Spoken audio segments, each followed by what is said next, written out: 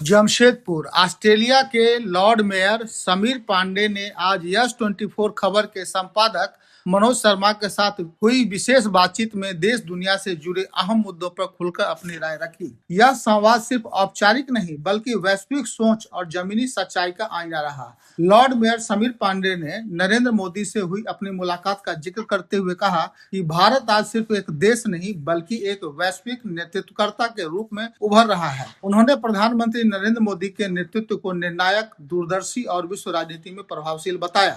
समीर पांडे ने कहा कि भारत की शिक्षा प्रणाली अगर नवाचार और स्किल बेस्ड अप्रोच के साथ आगे बढ़े तो भारतीय युवा दुनिया के किसी भी मंच पर पीछे नहीं रहेंगे। उन्होंने शिक्षा को भारत के भविष्य की रीढ़ बताया। उन्होंने स्पष्ट शब्दों में कहा कि वैश्विक राजनीति में तेज बदलाव हो रहे हैं और भारत अब फॉलोअर नहीं पॉलिसी मेकर की भूमिका में है। अंतर्राष्ट्रीय मंचों पर भारत की आवाज पहले से कहीं ज्यादा मजबूत हुई है। रोजगार और स्वास्थ्य जैसे संवेदनशील मुद्दों पर बात रखते हुए उन्होंने कहा कि किसी भी देश की तरक्की का पैमाना उसके युवाओं का भविष्य तय करता है। युवाओं को स्किल, अवसर और बेहतर स्वास्थ्य सेवाएं देना समय की मांग है। लॉर्ड मेयर समीर पांडे ने युवाओं से अपील की कि वे राजनीति, समाज और कैरियर हर क्षेत्र में जागरूक होकर निर्णय लें। उन्होंने कहा आज का युवा अगर सही दिशा चुन ले तो आने वाला भारत अजेय होगा। यह बातचीत सिर्फ इंटरव्यू नहीं बल्कि भारत युवाओं और वैश्विक मनोज शर्मा भविष्य पर यस 24 चैनल की जो सवाल भी उठाता है। मैं हार्दिक स्वागत एवं अभिनंदन करता हूं। आशा है आप स्वस्थ होंगे, सकुशल होंगे। और सर पहले अपना परिचय पहले बताएं सर। मेरा नाम समीर पांडे है। हम जमशेदपुर के निवासी हैं। अभी यहाँ हैं लेकिन हम सिडनी में रहते हैं। जी जी। ऑस्ट्रेलिया में हम सिडनी में हैं। अपने पहले जीवन परिचय के बारे में बताएं, कैसे आपकी यहाँ पे शिक्षा दीक्षा हुई, कैसे आपने आगे वहाँ पे आपका पदार्पण हुआ। जी। तो हमारा जन्म हुआ था यहाँ जमशेदपुर में ही, जी, बर्मा माइंस में। और फिर हमारा स्कूलिंग हुआ एडियल सनशाइन स्कूल से, साक्षी में हुआ करता था उस समय। +2 हम किए थे KMPM इंटर कॉलेज से पिस्टपुर में। और उसके बाद ग्रेजुएशन के लिए हम विशाखापट्टनम गए। और हमारा ग्रेजुएशन कंप्यूटर साइंस में विशाखापट्टनम से हुआ। आप 2000 कौन से वर्ष में जो है आप ऑस्ट्रेलिया पे गए? 99 में हम हमारा ग्रेजुएशन खत्म हुआ और उसी साल हम सिडनी गए। तो वहाँ पे जो आपके सपनों की जो उड़ान थी जी, वो ऑस्ट्रेलिया में जब आप गए तो मतलब क्या रोजगार को लेके गए या राजनीतिक परिप्रेक्ष्यता को लेकर, किस ओर आप ले गए आप? देखिए, सिडनी जाने का जो उस समय कारण था वो काफ़ी छोटा शॉर्ट टर्म विजिट था। 3 महीने का विजिट था बिजनेस वीज़ा का। तो वहाँ पे एक ऑर्गेनाइजेशन थी जहाँ पे उनको कुछ सेटअप करना था। हमारा बैकग्राउंड टेक्नोलॉजी में है, तो उसके लिए हम कुछ समय के लिए ही गए थे। हमारा 3 महीने का इनिशियल प्लान था और उसके बाद वो एक्सटेंड हुआ और अभी 26 साल हो चुके हैं। 26 वर्ष से सर वहाँ पे हैं। सर वहाँ पे जो है सो आप रोजगार के लिए गए, फिर जो है सो आप कुछ दिनों बाद राजनीतिक परिप्रेक्ष्यता में वहाँ पे, राजनीति में वहाँ पे पॉलिटिक्स में कब आए आप? पॉलिटिक्स में ऑफिशियली जो मेंबरशिप है हमारा लेबर पार्टी के साथ, वहाँ पे लगभग 20 साल से ऊपर हो गए जी। लेकिन एक्टिव इलेक्टेड रोल में हम अबाउट 9 साल से हैं अभी। 9 वर्षों से। लेकिन 20 साल से हम पॉलिटिकल पार्टी में इन्वॉल्व हैं और लास्ट 9 वर्षों से हम इलेक्टेड रोल में है। सर आपकी पहली जो मुलाकात जो हुई माननीय नरेंद्र मोदी जी से ऑस्ट्रेलिया में, सिडनी में, तो मुलाकात का कैसा आपको सुखद अनुभव हुआ, उसके विषय में बताएं। देखिए, मोदी जी वर्ल्ड की सबसे बड़ी डेमोक्रेसी जो भारत है उसके लीडर हैं। तो और जिस तरह का काम भारत में हुआ है, मोदी से मिलना, उनसे बातें करना एक गर्व की बात थी। एक काफ़ी इंस्पायरिंग डे था और काफ़ी मेमोरेबल डे था और रहा है अभी तक। बट उसमें ये भी मोदी से सुनकर कि उनका जो इंटरेस्ट है ऑस्ट्रेलिया के साथ, जो रिलेशनशिप अभी तक रहा है और जो होने वाला है, जो उनका विजन है, उससे काफ़ी इंस्पिरेशन मिलता है। उससे काफ़ी होप रहता है कि हमारे दोनों देशों के बीच जो रिलेशनशिप है वो आगे बढ़ेगा और दोनों देश काफ़ी उन्नति करेंगे। सर बीच में कई एक मुद्दे को लेकर, खासकर भारत और ऑस्ट्रेलिया के जो रिश्ते हैं, बीच में काफ़ी कुछ खटास आई थी। अपराध को लेके हो, जी। तस्करी को लेके हो, ढेर सारे मुद्दों को लेके जो है रक्षा को मुद्दे को लेके ढेर सारी कुछ खटासें भी आई थी। तो इसके विषय में आपका क्या कॉन्सेप्ट है? देखिए, कहीं भी अगर रिलेशनशिप है तो वो आप देखेंगे कि कहीं ना कुछ ऐसा एपिसोड रहेगा जो कि आप अनवांटेड एपिसोड रहेगा, लेकिन आप उसको कैसे मैनेज करें, कैसे उसका रिस्पॉन्ड करें, वो इम्पोर्टेंट है। और मेरे हिसाब से जब भी ऐसा कुछ हुआ है जहां दोनों देश के बीच में या दो ऐसे कुछ मुद्दे निकले हैं लोकली और इंटरनेशनली, जहां की जो हमारे रिलेशनशिप को थोड़ा स्ट्रेन करे, वो चीज़ दोनों गवर्नमेंट मिल करके बिकॉज अंडरस्टैंडिंग है वो उसको रिजॉल्व किए हैं। नहीं, खासकर वहाँ पे जो है सो खालिस्तानियों की मांग जो है सो काफ़ी जो है सो बढ़ चढ़ के जो है सो भारत के विरोध में वहाँ पे जो है सो नारे सब लगाए गए। काफ़ी जो है सो भारतीय लोगों के बारे में जो है सो वो लोग अलग अपने राज्य को मांग के लिए काफ़ी उन्होंने जो है सो एक आंदोलन का रूप वहाँ पे ऑस्ट्रेलिया में पकड़ा था। तो सरकार वहाँ पे कैसे इस चीज़ को निपटी उस स्थिति को? ये सरकार वहाँ की पीसफुल प्रोटेस्ट जो है कहीं भी लोग करें, और ये लोगों के ये सरकार सपोर्ट करती है। नहीं, लेकिन कई एक अगर बार जो है कहीं सो पे वहाँ पे जो इंडियन एम्बेसी है जी। वहाँ पे उन्होंने जो खालिस्तानियों के द्वारा जो है सो अपनी मांगों को लेकर जो है सो उग्र रूप से उन्होंने प्रदर्शन किया था, तो उसमें ऑस्ट्रेलिया सरकार की क्या रोल थी, उसमें क्या उन्होंने उसको निभाया? जी, आई थिंक ये जो इस तरह का कुछ भी जो प्रोटेस्ट है, इंडियन एम्बेसी जो है वहाँ पे जो हाई कमिश्नर है और जो वहाँ की जो अथॉरिटी है ऑस्ट्रेलिया की, ये लोग काफ़ी क्लोजली काम करते हैं। और ऐसा कुछ भी जो हो जो कि इंडिया के इंटरेस्ट में ना हो, या ऐसा कुछ भी हो जो कि वहाँ की शांति को भंग करे, वहाँ की सरकार प्रोएक्टिव है और वहाँ पे जो भी एक्शन लेना है वो लेते हैं। और ऐसा कि फ्यूचर में वो ना हो, और वो चीज़ जो भी चीज़ हो, अगर किसी भी तरह की मांग हो या किसी भी तरह का जहाँ पीसफुल वहाँ का जो पीस है और जो क्वालिटी ऑफ लाइफ वो डिस्टर्ब होता है, तो वहाँ लोग गवर्नमेंट इंटरवीन करती है। अभी अगर आप रिसेंटली देखें सिडनी में जो इंसिडेंट हुआ था, उसके रिस्पॉन्स में फेडरली सेंट्रल गवर्नमेंट वहाँ पे और स्टेट गवर्नमेंट दोनों काफ़ी प्रोएक्टिवली स्टेप्स ले रहे हैं ताकि ये चीज़ जो एंटीसेमिटिज्म है ये कंटिन्यू ना हो, और वहाँ का जो इन्वायरमेंट है, जो पीसफुल इन्वायरमेंट है, वो कंटिन्यू रहे। मोदी जी, प्रधानमंत्री नरेंद्र मोदी के जो विश्व स्तरीय शांति के लिए जो एक हर पूरे विश्व में जो उनका जो एक प्रभाव रहा है, उसको किशोर आप देखते हैं? देखिए, उनका मैसेज तो काफ़ी क्लियर रहा है हर देशों के साथ। ऑस्ट्रेलिया पे उसका कितना इफेक्ट पड़ रहा है? खास के मोदी जी का जो स्पीच है, मोदी जी की जो सोच है, उसको ऑस्ट्रेलिया के लोग किस नज़र से देखते हैं? देखिए, उस स्पीच और उस विजन का ही कारण है कि ऑस्ट्रेलिया और इंडिया का रिलेशनशिप जो है अभी काफ़ी स्ट्रॉन्ग है। ऑस्ट्रेलिया से 22 मिनिस्टर्स लास्ट 3 साल में यहाँ आए हैं, 31 इनफैक्ट, और इंडिया से लगभग 22 मिनिस्टर्स ऑस्ट्रेलिया गए हैं। तो ये 50 से अधिक मिनिस्टर्स लास्ट 3 साल में इंडिया और ऑस्ट्रेलिया के बीच में आए हैं। तो रिलेशनशिप काफ़ी स्ट्रॉन्ग है, हो रहा है। और वो विजन है मोदी जी का जो शांति का इस रीजन में, जो विज़न है इकोनॉमिक ग्रोथ का, जो विज़न है एजुकेशन का, जो विज़न है मिलिट्री जो हमारे स्ट्रॉन्ग रहे, मिलिट्री रिलेशनशिप बने रहे, ये विज़न ऑस्ट्रेलिया के विज़न के साथ मैच होता है। ये और इसलिए ही ये भी एक कारण है कि हम लोग ऑस्ट्रेलिया और इंडिया जो है वो उनका जो रिलेशनशिप है स्ट्रॉन्ग है। जो एग्रीमेंट्स बन रहे हैं, जैसे अभी रिसेंटली एकता एग्रीमेंट था, फ्री ट्रेड एग्रीमेंट है, ये सब काफ़ी एग्रीमेंट्स बन रहे हैं जो दोनों कंट्री के रिलेशनशिप के लिए काफ़ी अच्छे हैं।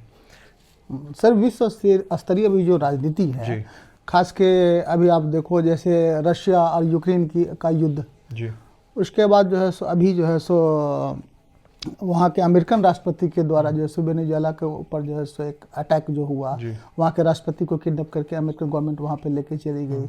आज सेकेंड डे ऐसा भी हो रहा है जो सभी ग्रीनलैंड के ऊपर खतरा है, ईरान के ऊपर खतरा है। तो ये क्या विश्व के लिए एक शांति का प्रतीक है? Absolutely not. ये जो आज जो हो रहा है उससे सभी लोगों को कंसर्न होना चाहिए। आज जो हो रहा है विश्व के किसी किसी पार्ट में ये काफ़ी कंसर्निंग है काफ़ी लोगों के लिए, और होना भी चाहिए। लेकिन इन सिनारियों में इंडिया का रोल काफ़ी इम्पोर्टेंट है। नहीं, खासकर डेमोक्रेटिक कंट्री को, किसी भी डेमोक्रेटिक कंट्री को अगर हाईजेक कर लेना, ये तो क्या डेमोक्रेसी है क्या ये? ये एब्सोल्युटली नहीं है, लेकिन अगेन ये दूसरे कंट्री का स्टेप्स है। जहाँ तक भारत या ऑस्ट्रेलिया का सवाल है, मेरे ख्याल से भारत के जो लीडरशिप है they respond appropriately in this matters. जो भारत का जो स्टैंड्स रहा है अभी दूसरे देशों के प्रति इस तरह के जब इंसिडेंट्स होते हैं, तो मेरे ख्याल से वो अप्रोप्रिएट रिस्पॉन्स देते हैं। We have to resolve things diplomatically, जो भारत हमेशा करता है। But at the same time हम लोग को मिलिट्री स्ट्रेंथ हमारा जो है वो ऐसा रहना चाहिए कि if we need to we should be able to use that as well. लेकिन हमारा जो जिस विश्व में अभी हो रहा है वो हमारे लिए, भारतीयों के लिए, और काफ़ी लोग जो विश्व के लिए काफ़ी कंसर्निंग है, और भारत का इसमें काफ़ी बड़ा रोल हो सकता है to bring the balance back. नहीं, मैं एक चीज़ जानना चाह रहा हूँ, जो विश्व स्तरीय राजनीति पे जी, जो अभी वर्ल्ड पॉलिटिक्स जो चल रहा है, इसके तो जैसे दूरगामी परिणाम क्या होंगे आगे?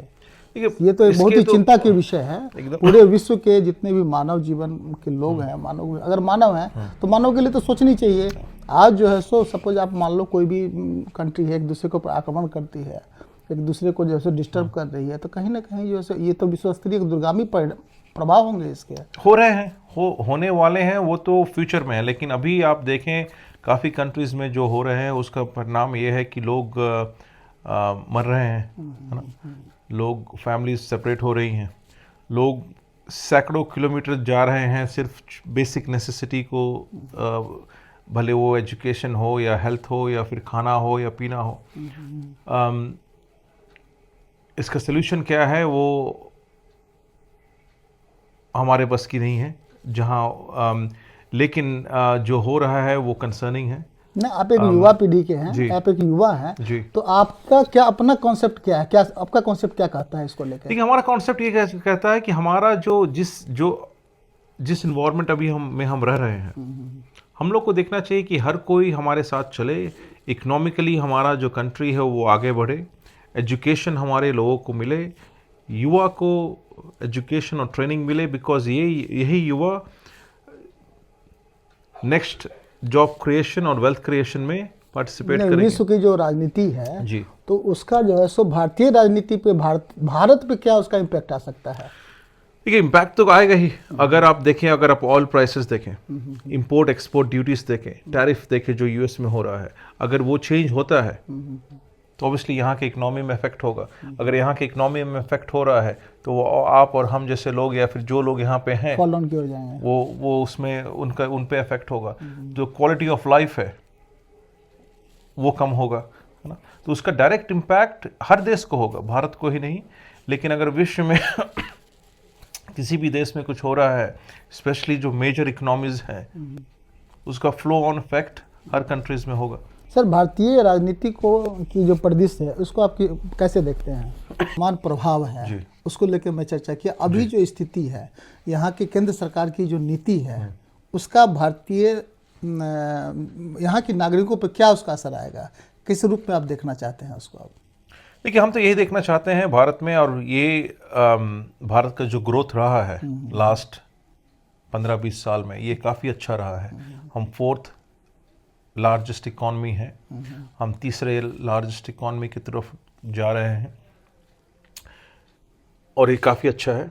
लेकिन ये जो है, ये जो ग्रोथ है, ये हर सिटी में दिखना चाहिए, ये हर छोटे एरियाज़ में दिखना चाहिए, कस्बे में दिखना चाहिए, गाँव में दिखना चाहिए। और ये मेरे हिसाब से, मेरे ऑब्जर्वेशन में वो नहीं दिखता दिखता है। Excuse me. इंटरनल पॉलिसी की खास के बात करें जी। तो खास के यहाँ पे रोजगार को लेके हो, चाहे स्वास्थ्य को लेके हो, चाहे शिक्षा को लेके हो, बिहार है, झारखंड है, यूपी है, एमपी है, छत्तीसगढ़ है, दिल्ली है, तो कई एक स्टेट ऐसे हैं जो आज भी काफ़ी पिछड़े हुए हैं जी। शिक्षा के क्षेत्र में हो, चाहे रोजगार को लेके हो। और शिक्षा का जो समान अधिकार है होना चाहिए, हर एक व्यक्ति को शिक्षा और स्वास्थ्य का समान अधिकार मिलनी चाहिए। इसमें जो है सो भारत अभी तक जो है सो यहाँ की सरकार काफ़ी पीछे है इस मामले में। उसके विषय में क्या कॉन्सेप्ट है आपका, क्या सरकार का क्या ओपिनियन होना चाहिए?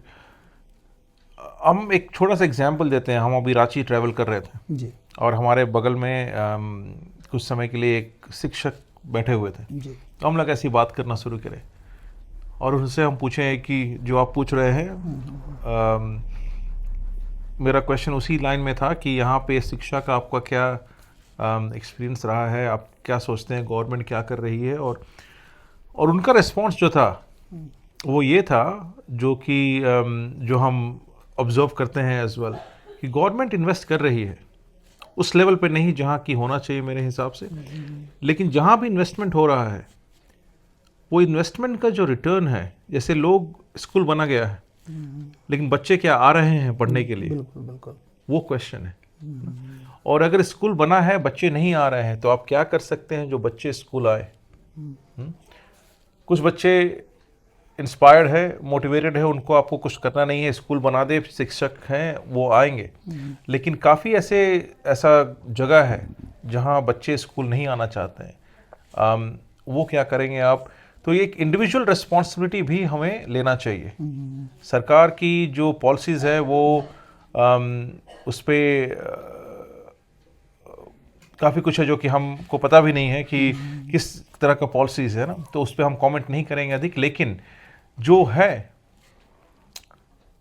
वो और भी अच्छा हो सकता है, नहीं यहाँ पे स्पेशली बिहार और झारखंड में जो हमारा ऑब्जर्वेशन सरकार रहा है। का जो अभी तक अभी चल रहा है स्वतंत्र भारत के इतिहास में, जी। आज 76 मतलब 17वां साल स्वतंत्रता का हो गया है, लेकिन आज भी जो है सो रिजर्वेशन को लेके हो, हाँ। अभी जो है सो सरकार का एक प्रचलन है फ्री ऑफ कॉस्ट जैसे भोजन देना, तो ये तो कहीं ना कहीं मानव जीवन का हनन है।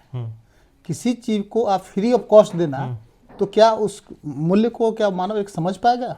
क्या उससे उसका बौद्धिक विकास हो सकता है? देखिए ये तो इकोनॉमिक्स में हमेशा कहा गया है कि फ्री ऑफ कॉस्ट कोई भी चीज़ है उसका वैल्यू नहीं होता है, जैसे आप बोल रहे हैं। जी जी। लेकिन अगर हम कंपैरिजन करें कि दूसरे कंट्री में, ऑस्ट्रेलिया का एग्जांपल ले आप, तो हेल्थ फ्री ऑफ कॉस्ट है, लेकिन वो फ्री ऑफ कॉस्ट नहीं है एक तरह से, क्योंकि जो आपका सैलरी होता है उससे एक परसेंटेज वो हेल्थ सिस्टम में जाता है। हर कोई जो काम करता है तो लोग उसका इनडायरेक्टली पे कर रहे हैं, डायरेक्टली पे कर रहे हैं, इनडायरेक्टली नहीं डायरेक्टली पे कर रहे हैं। लेकिन हेल्थ सिस्टम काफ़ी अच्छा है, रिलायबल है ना। वो एक चीज़ है जो कि मेरे ऑब्जर्वेशन में ये लगता है कि यहाँ पे काफ़ी लोग जिनको हम बात करते हैं यहाँ पे और किए हैं लास्ट 2 वीक में, हर कोई अगर कुछ भी मेजर इशू है तो वो स्टेट के बाहर जाते हैं, है ना। हमें ये देखना है कि फ्यूचर में आने वाले सालों में कि एक ऐसा हेल्थ सिस्टम बने यहाँ पे बिहार और झारखंड में, जहाँ लोगों को जो हार्ट अटैक हुआ या कुछ भी ऐसा क्रिटिकल इशू है वो इसी स्टेट में, भले वो शहर में ना हो लेकिन स्टेट में वो फैसिलिटी रहे जहाँ की लोग ट्रस्ट करे सिस्टम को।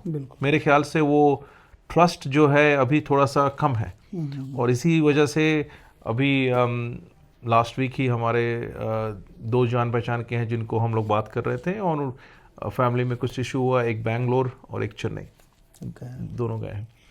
तो वो एक गैप है जो लगता है कि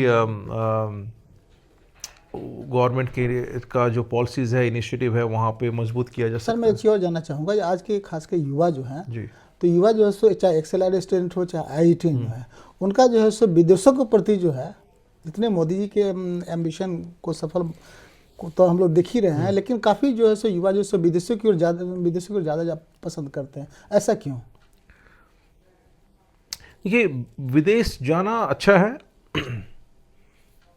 आप विदेश गए, वहाँ पे अच्छा किए, भारत का भी नाम किए, तो एक हमारे आई थिंक हमारे हिस्ट्री में एक रहा है कि विदेश देखा जाता है कि वहाँ पे लाइफस्टाइल अलग है ना, वहाँ पे फाइनेंशियली इकोनॉमिकली अच्छा देखा जाता है। अगर आप कंट्रीज ले, ऑस्ट्रेलिया जैसे कंट्री, तो एजुकेशन हेल्थ का जो सिस्टम है अच्छा है, क्वालिटी ऑफ लाइफ जो है वो अच्छा है। तो मेरे ख्याल से एक माइंडसेट है कि विदेश में लाइफस्टाइल अच्छा है ना, तो लोग जाना चाहते हैं। लेकिन हम ये भी बोलेंगे कि आज भारत में जो डेवलपमेंट हुआ है मेजर सिटीज़ में, जो लाइफस्टाइल बाहर का है वो आप यहाँ रह सकते हैं। जो आप सैलरीज हैं, इनकम्स हैं, जो अपॉर्चुनिटीज़ है वो यहाँ भी हैं इक्वली। तो आज विदेश और भारत के में अपॉर्चुनिटीज़ की कमी नहीं है, इनफैक्ट भारत में अपॉर्चुनिटीज़ की कमी नहीं है। लेकिन विदेश जा रहे हैं अगर कोई भी हो, वहाँ जाके नई कुछ चीज़ सीखें, वहाँ का सिस्टम सीखें, वहाँ की जो गवर्नमेंट की इनिशिएटिव्स है वो देखें, वहाँ का जो एडवांसमेंट्स है, इनोवेशंस हैं, वहाँ पे इन्वेस्टमेंट कैसे हो रहा है, एंटरप्रेन्योरशिप कैसे बढ़ाया जा रहा है, कैसे यूथ को ऊपर लाया जा रहा है, ये अगर हम सीख करके वापस आ करके यहाँ उसको अप्लाई करें, तो सिर्फ वो व्यक्ति को बेनिफिट नहीं होगा, कब सबको बेनिफिट होगा। वो भी देखना चाहिए हमको कि कैसे कर सके। इंडिविजुअल लेवल पे आप करें या फिर गवर्नमेंट का इनिशिएटिव रहे कि एक छोटा सा टीम हो, कमिटी हो, बाहर जाए, स्टडी करे, देखें, वापस आए। मेरे हिसाब से ये होता भी होगा, ऐसा नहीं है कि नहीं हो रहा है, लेकिन वो चीज़ लोगों को दिख रहा है कि नहीं, वो भी है। इंडिया के अंदर जो स्किल असेसमेंट है जी, तो यहाँ के जो मैक्सिमम अनस्किल्ड या स्किल जो भी है लोग यहाँ से ज़्यादा अरब कंट्री में हर एक जगह जा रहे हैं। तो यहाँ पे कहीं ना कहीं आखिर लैक ऑफ कम्युनिकेशन तो है, जिसके कारण यहाँ से लोग विदेश जाना ज़्यादा पसंद कर रहे हैं। है, और वो अपॉर्चुनिटीज़ का भी है। देखिए, अगर आप मेरे हिसाब से बिहार, झारखंड में ऑप्शंस भी लिमिटेड है। नहीं, बिहार है, झारखंड है, केरला है, तो केरला के भी लोग जो है काफ़ी लोग जो ऑस्ट्रेलिया में हैं, पंजाब के लोग भी काफ़ी लोग वहाँ काफ़ी जगह से। हाँ, तो आखिर इसको कैसे जो है कम बैक किया जा सकता है इंडिया के फायदे के लिए, कैसे कम बैक किया जा सकता है? एक तो ऐसे सेट कि उसमें कुछ खराबी नहीं है कि अगर भारत के 1 मिलियन 10 लाख लोग अगर ऑस्ट्रेलिया में हैं और ऑस्ट्रेलिया के साथ भारत का उसको बेनिफिट है, वो रिलेशनशिप स्ट्रेंथन होता है, इंपोर्ट एक्सपोर्ट में वही लोग इन्वॉल्व होते हैं, एजुकेशन सेक्टर में वही लोग इन्वॉल्व होते हैं। काफ़ी लोग जिनको हम जानते हैं जो कि ऑस्ट्रेलिया में हैं, भारत के ओरिजिन के, आकर के यहाँ पे अपना बिजनेस कर रहे हैं, एजुकेशन बढ़ा रहे हैं, तो वो इनडायरेक्टली बेनिफिट यहीं पे हो रहा है ना। हानि नहीं है भारत को, बेनिफिट ही है। लेकिन अगर वो अपॉर्चुनिटीज़ अगर यहाँ नहीं मिल रहे हैं और तब लोग बाहर जा रहे हैं, तो वो ब्रेन ड्रेन है। यहाँ की जो दिमाग है वो बाहर जा रही है और वहाँ वापस आने नहीं चाहती है, बिकॉज यहाँ का सिस्टम सही नहीं है, या यहाँ पे अपॉर्चुनिटीज नहीं है, या फिर इन्वेस्टमेंट का वो रिटर्न नहीं है, या यहाँ पे वो इन्वायरमेंट नहीं क्रिएट किया जा सकता है जहाँ की लोग अपना फुल पोटेंशियल रीच कर सकें, तब वो प्रॉब्लम है। लेकिन अगर लोग जा रहे हैं और वहाँ का स्किल्स और वहाँ का जो इन्वायरमेंट है, जो पॉलिसीज़ है, वहाँ का जो अच्छा चीज़ है वापस ला रहे हैं और यहाँ पे दूसरे लोगों को फ़ायदा हो रहा है, तो मेरे ख्याल से वो ठीक है। अंतिम मैं एक प्रश्न करना चाहूँगा सर, जो आपकी जिस हिसाब से तैयारी थी खास के विदेशों में जाने के लिए, तो आज के युवाओं को सर क्या संदेश देना चाहेंगे अपनी ओर से, कैसे शुभकामनाएं देंगे यहाँ के भारतीय नागरिकों को? देखिए, सबसे पहले तो हम ये कहेंगे कि कैसे प्रिपरेशन करना चाहिए, कैसे उनको अपना लाइफ स्टाइल बदलना चाहिए उसके विषय में। यहाँ के जो युवा हैं पीढ़ी, हमारा जो ऑब्जर्वेशन रहा है, नहीं, खास के युवा जो है यहाँ के लगभग जैसे 60 और 70% जो युवा जो हैं खास के मोबाइल के प्रति, सोशल मीडिया के प्रति जैसे ज़्यादा एक्टिव है, जिससे कहीं ना कहीं शिक्षा का जो है सो एक जो ग्राफ है, पढ़ने के प्रति, लिखने के प्रवृत्ति कहीं ना कहीं कम हुई है, और वो लोग गूगल पे ज़्यादा फेथ करने लगे हैं अभी। तो आपका क्या कॉन्सेप्ट है उसके विषय में? देखिए, हमारे समय में देखिए, हम जब 99 में गए थे तो उस समय इंटरनेट शुरू ही हुआ था, करेक्ट। है ना, वो टेक ऑफ धीरे से हो रहा था। गूगल उस समय मेरे ख्याल से था नहीं, याहू हुआ करता था। और जो नॉलेज है हमारा वो मोस्टली बुक्स और टीचर्स से मिलता था हमें। बिल्कुल। आज का जो नॉलेज का है, इंटरनेट की वजह से काफ़ी कुछ एक्सेसिबल है। इंटरनेट की वजह से काफ़ी आप जो भी चाहें तुरंत मिलता है। उसका एडवांटेज भी है, डिसएडवांटेज भी है। अगर आप फोकस्ड हैं किसी लाइन में तो ऐसा कुछ भी नहीं है जो आप इंटरनेट पे नहीं सीख सकते हैं। सीखना एक चीज़ है नहीं, लेकिन कहीं ना कहीं उसका जो कॉन्सेप्ट है, जी, जो आपका आत्म उपज जो कोई भी चीज़ होता है और इंटरनेट में जो कॉन्सेप्ट, उसमें तो कहीं ना कहीं डिफरेंस है। वही हम बोलने वाले हैं ओके। कि आप पढ़ तो लिए लेकिन आज का जो इन्वायरमेंट है वो अप्लाई करने का है ना, वो एप्लीकेशन आप कहाँ कर रहे हैं वो भी है। जैसे आप पढ़ना तो पढ़ लिए कि आप कोई चीज़ कैसे बनाएं, है ना, आप सर्जरी कैसे करें, फर्नीचर कैसे बनाएं, प्रोग्रामिंग कैसे लिखें, लेकिन उसका जो एप्लीकेशन है वो आप नहीं कर पा रहे हैं। आपको लग रहा है कि आप पढ़ चुके हैं लेकिन उसका एप्लीकेशन नहीं है। और वही गैप जो है वो कॉलेज फुलफिल करता है। जो नॉलेज और स्किल, ये दो चीज़ें अलग अलग है ना। बिल्कुल। तो नॉलेज तो आपको मिल रहा है इंटरनेट से, लेकिन स्किल डेवलपमेंट नहीं हो पा रहा। करेक्ट। और वो जो एप्लीकेशन है वो नॉलेज का, उसके लिए चाहिए कि एक स्ट्रक्चर्ड इन्वायरमेंट हो, हाँ? और अपॉर्चुनिटीज़ रहे, तो वो मेरे ख्याल से नहीं है। अभी अगर हम लोग युवा की बात करें तो सबसे पहले तो हम एक्नॉलेज करेंगे कि हमारा जो देश है वो काफ़ी फॉर्चुनेट है कि हमारे 65% पॉपुलेशन जो है वो 35 ईयर्स से कम के है। तो वो हमारे लिए काफ़ी बेनिफिशियल है लॉन्ग टर्म में। नेक्स्ट 30-40 साल तक हमारा जो यंग पॉपुलेशन है। दूसरा चीज़ हम ये भी नोटिस करते हैं और जो लोगों से हम ऑब्जर्व करते हैं और देखते हैं कि काफ़ी लोगों में वो हंगर है कुछ करने का, कि कुछ करना है, कैसे करना है, वो सपोर्ट सिस्टम कहाँ बनेगा, कौन बनाएगा, वो गवर्नमेंट का काम है ना, या प्राइवेट सेक्टर, बट किसी को वो करना है। बट लोगों में वो हंगर है। किसी से भी हम बात करते हैं तो मुझे लगता है कि कुछ करना चाहते हैं, हर लेवल के लोग, जिनके पास अपॉर्चुनिटीज़ दिख रहा है, जिनके पास नहीं दिख रहा है, लेकिन कोई मार्गदर्शन करने का, उनका एक इन्वायरमेंट बनाने का, उनको प्रमोट करने का, उनको ये बताए कि एंटरप्रेन्योरशिप क्या है, एक प्लेटफॉर्म उनको नहीं मिल पा रहा है। वो प्लेटफॉर्म मेरे ख्याल से हर किसी को नहीं मिल पा रहा है। जो लोग स्टैब्लिश्ड हैं उनके लिए है, लेकिन जो लोग नहीं हैं वो नहीं है, उनको लिए नहीं मिल रहा है। और वही हमारा क्वेश्चन लोगों के साथ रहता है कि क्या आपका जो पोटेंशियल है आप वहाँ तक पहुँच पा रहे हैं?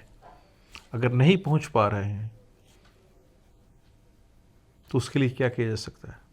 Private sector, government sector.